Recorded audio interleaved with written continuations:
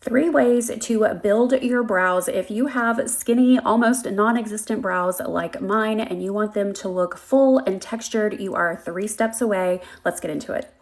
Start off with a brow gel. I've used a lot of them, a lot of very expensive ones. This one is under $15 and it is fantastic.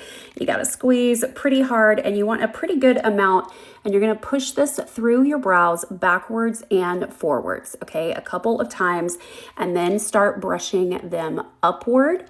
This is gonna show you where you might need to do some trimming, and if you don't have a little bitty pair of scissors at your vanity, here's your sign that you need to get those. Ask for those in your stocking for Christmas.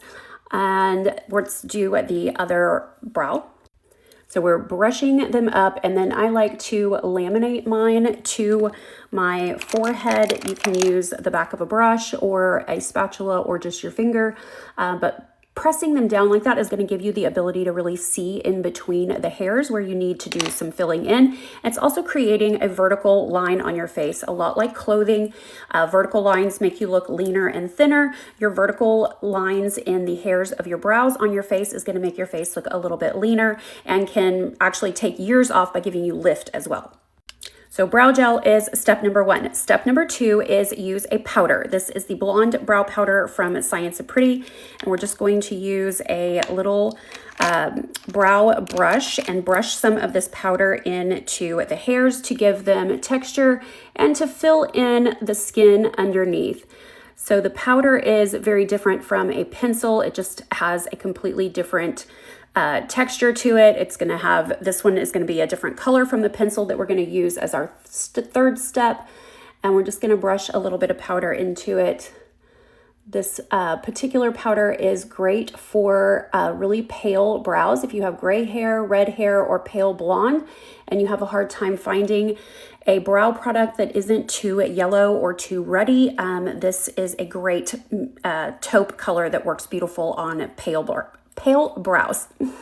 Now we've got the bones there. Now we're going to really give them some shape with our brow pencil. This is just a really neutral dark brown, and because I have pale brows, I'm going to use a very light touch.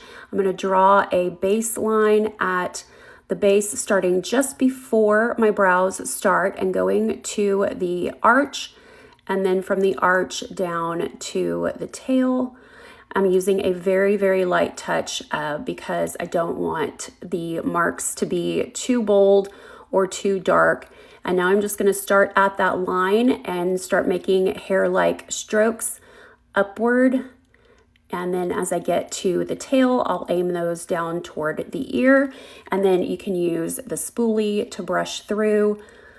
And there we have a full textured looking brow. It looks like real hair. It does not look like a stamp. And that is important because when your brows have entirely too much main character energy, people are not looking into your eyes. They are staring at your brows. When they have too much contrast and too much fakeness to them, if that's the right word, just a little too much shape. They need to look like hair. They can be very distracting, and then you lose people's attention. They should stay on your eyes, and the brows should point people to your eyes. Your brows are the boobs of the face after all. I put this brow duo in my TikTok shop.